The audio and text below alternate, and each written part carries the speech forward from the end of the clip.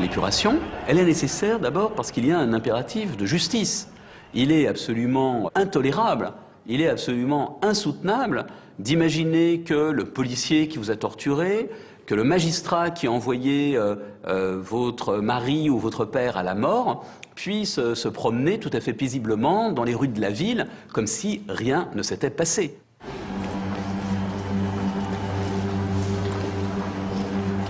Au moment de la libération, on commence à voir en France, notamment à la part de Maquis, des exécutions sommaires de miliciens, de gendarmes, de policiers, donc de gens qui luttent de certaine manière contre les résistants, mais aussi on exécute ici ou là des commerçants, des épiciers, des gens qui ne veulent pas collaborer avec la résistance. Bon, il y a déjà un certain nombre de phénomènes qui seront ceux qui marqueront l'épuration dite sauvage.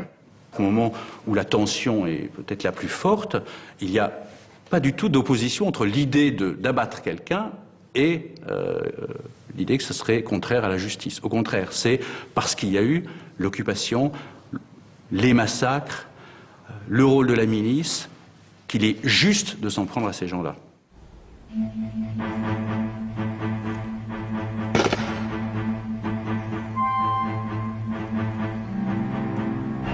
Pour assouvir cette soif de justice, des règlements de compte ont lieu sur tout le territoire. La violence fait rage, et la France est au bord de la guerre civile. Le mot épuration, c'est un terme qui renvoie à une tradition. En gros, son origine historique, c'est la terreur. C'est la terreur, c'est-à-dire 1792, Robespierre, c'est-à-dire le sentiment que dans un moment où la patrie est en danger, il faut éliminer de la société les suspects, d'abord parce qu'ils menacent la sécurité, ensuite parce qu'il faut régénérer la nation. C'est les deux aspects qui sont les aspects qui appartiennent au vocabulaire de la Révolution française, qui ont marqué d'ailleurs, c'est quand même l'invention de la terreur moderne, hein, c'est quand même pas rien. En gros, il y a eu à peu près 9000 personnes qui ont été exécutées dans ces conditions. Il y a des soupçons de collaboration, il y a des vengeances personnelles, il y a une situation de non-droit. Donc les exécutions sommaires se déroulent avant que, en France, ne soit installé un gouvernement provisoire mettant en place des juridictions légitimes. On est en août 1944, on ne va pas attendre octobre que les cours de justice soient en place. Il y a une urgence à épurer sur le moment, et ce sentiment-là est très partagé. Certains voudraient peut-être qu'on attende la mise en place justement des cours de justice dans une procédure plus légale. Mais ce souhait, ce légalisme n'est pas partagé sur le moment par la société française en libération.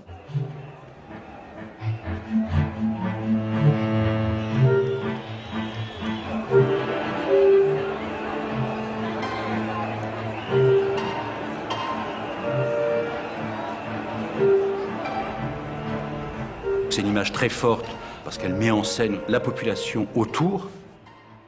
Et bon, c'est loin d'être un mythe, c'est-à-dire que c'est une réalité. Dans tous les départements français, à l'époque, des femmes ont été tondues. Dans des petits villages comme dans les plus grandes villes, il n'y a pas d'exception à ce phénomène. Et sur l'ensemble du territoire, on peut considérer qu'il y a eu à peu près 20 000 femmes qui ont été tondues. Avec le temps, les cheveux repousseront. Et le souvenir de leur faute s'oubliera bien plus vite que la douleur de celles qui pleurent les êtres chers, victimes des atrocités allemandes.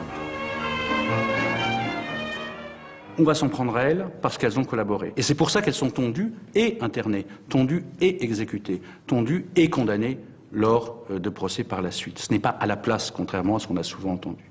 Mais elles sont tondues parce qu'elles sont femmes. Et donc on va infliger à ces femmes un châtiment supplémentaire que l'on n'inflige pas aux hommes. On va s'en prendre au corps parce qu'on considère qu'elles ont collaboré par le corps. Et donc on va punir ce corps, on va l'épurer en enlevant tout ce qui peut les distinguer du point de vue de la différence des sexes, c'est-à-dire la chevelure qui renvoie à la sexualité, au poil pubien, etc.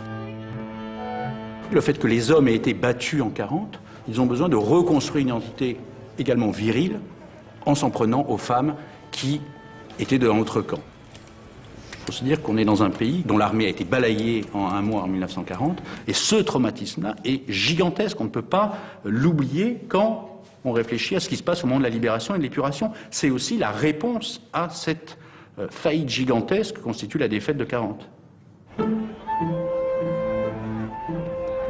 Quand ces violences perdurent, là, ça commence à devenir un problème. Parce qu'il y a une question de légitimité. Qui peut exécuter? Qui peut tondre? Que faire de cette épuration violente? Est-ce qu'il faut la poursuivre ou non? Il devient nécessaire de canaliser cette violence. C'est la première urgence pour le gouvernement provisoire présidé par le général de Gaulle qui s'installe à Paris à l'automne 1944. L'épuration sort de la rue pour entrer dans les tribunaux. L'épuration judiciaire se met en place. Le général de Gaulle, en lançant la procédure d'épuration, donc en installant les cours de justice, notamment ce qu'on appelle les cours de justice, veut reprendre la main. C'est vraiment l'État qui reprend la main sur les organisations de résistance, sur les maquis, sur les initiatives locales. Donc, dans une certaine mesure, l'encadrement par la norme, c'est-à-dire le fait qu'il y ait d'une part des textes qui définissent, qui tracent au fond la ligne entre le bien et le mal, le fait qu'il y ait des procédures régulières, le fait qu'il y ait des jugements, a été un moyen de canaliser la violence. Et puis cette épuration, elle est peut-être aussi nécessaire pour légitimer les nouveaux pouvoirs, en montrant que le pouvoir précédent a failli, et en montrant au contraire que le nouveau pouvoir crée une légitimité tout à fait nouvelle, une légitimité qui passe aussi par l'élimination de ces brebis galeuses.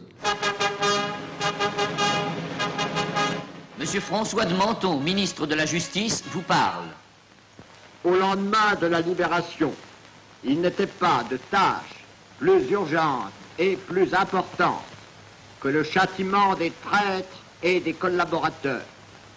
Cette œuvre de stricte justice, de moralité supérieure et de défense patriotique constituait en même temps une préface nécessaire au rassemblement de la nation tout entière pour les tâches immenses de la reconstruction. Dans l'épuration, il y a une idée de l'avenir, de la société que l'on veut. Quelle France veut-on reconstruire? Et sûrement pas une France dans laquelle continuent à être, à vivre ceux qui ont collaboré, ceux qui ont trahi. Donc il y a vraiment l'idée d'un projet d'avenir dans l'épuration, de ce qu'il faut faire et la condition pour pouvoir renaître, reconstruire le pays. Mais ce souhait, ce légalisme n'est pas partagé sur le moment par la société française en libération.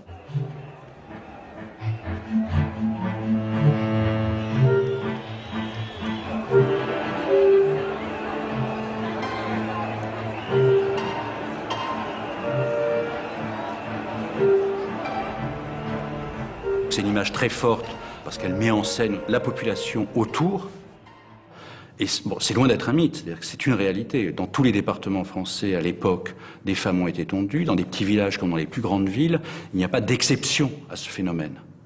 Et sur l'ensemble du territoire, on peut considérer qu'il y a eu à peu près 20 000 femmes qui ont été tondues. Avec le temps, les cheveux repousseront, et le souvenir de leurs fautes s'oubliera bien plus vite que la douleur de celles qui pleurent les êtres chers, victimes des atrocités allemandes. On va s'en prendre à elles parce qu'elles ont collaboré. Et c'est pour ça qu'elles sont tondues et internées, tondues et exécutées, tondues et condamnées lors de procès par la suite. Ce n'est pas à la place, contrairement à ce qu'on a souvent entendu. Mais elles sont tondues parce qu'elles sont femmes. Et donc on va infliger à ces femmes un châtiment supplémentaire que l'on n'inflige pas aux hommes. On va s'en prendre au corps parce qu'on considère qu'elles ont collaboré par le corps. Et donc on va punir ce corps, on va l'épurer en enlevant tout ce qui peut les distinguer du point de vue de la différence des sexes, c'est-à-dire la chevelure qui renvoie à la sexualité, au poil pubien, etc. Le fait que les hommes aient été battus en 40, ils ont besoin de reconstruire une identité également virile en s'en prenant aux femmes qui étaient de l'autre camp. Il faut se dire qu'on est dans un pays dont l'armée a été balayée en un mois en 1940, et ce traumatisme-là est gigantesque, on ne peut pas l'oublier quand on réfléchit à ce qui se passe au moment de la libération et de l'épuration. C'est aussi la réponse à cette faillite gigantesque que constitue la défaite de 40. Quand ces violences perdure, là, ça commence à devenir un problème. Parce qu'il y a une question de légitimité. Qui peut exécuter? Qui peut tondre?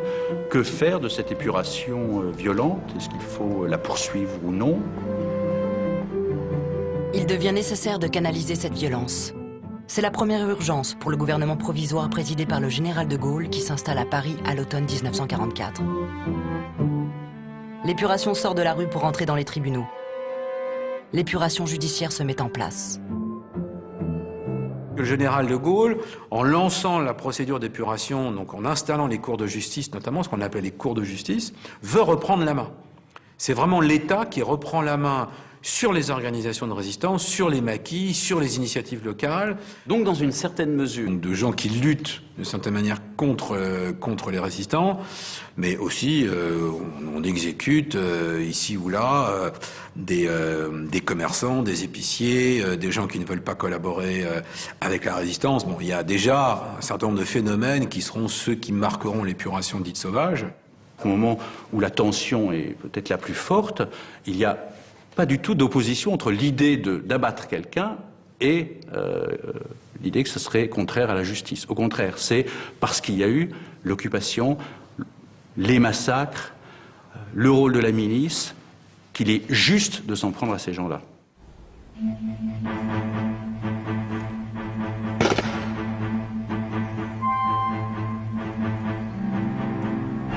Pour assouvir cette soif de justice, des règlements de compte ont lieu sur tout le territoire. La violence fait rage, et la France est au bord de la guerre civile. Le mot épuration, c'est un terme qui renvoie à une tradition. En gros, son origine historique, c'est la terreur. C'est la terreur, c'est-à-dire 1792, Robespierre, c'est-à-dire le sentiment que dans un moment où la patrie est en danger, il faut éliminer de la société les suspects, d'abord parce qu'ils menacent la sécurité, ensuite parce qu'il faut régénérer la nation. C'est les deux aspects qui sont les aspects qui appartiennent au vocabulaire de la Révolution française, qui ont marqué d'ailleurs, c'est quand même l'invention de la terreur moderne, hein, c'est quand même pas rien. En gros, il y a eu à peu près 9000 personnes qui ont été exécutées dans ces conditions. Il y a des soupçons de collaboration, il y a des vengeances personnelles, il y a une situation de non-droit. Donc les exécutions sommaires se déroulent avant que, en France, ne soit installé un gouvernement provisoire mettant en place des juridictions légitimes. On est en août 44, on ne va pas attendre octobre que les cours de justice soient en place. Il y a une urgence à épurer sur le moment, et ce sentiment-là est très partagé. Certains voudraient peut-être qu'on attende la mise en place justement des cours de justice, dans une procédure plus légale. Mais ce souhait, ce légalisme n'est pas partagé sur le moment par la société française en libération.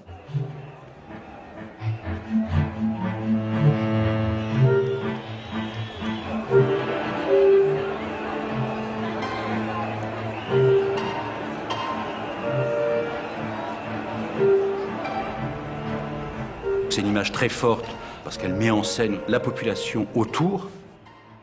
Et bon, c'est loin d'être un mythe, c'est-à-dire que c'est une réalité. Dans tous les départements français, à l'époque, des femmes ont été tondues. Dans des petits villages comme dans les plus grandes villes, il n'y a pas d'exception à ce phénomène.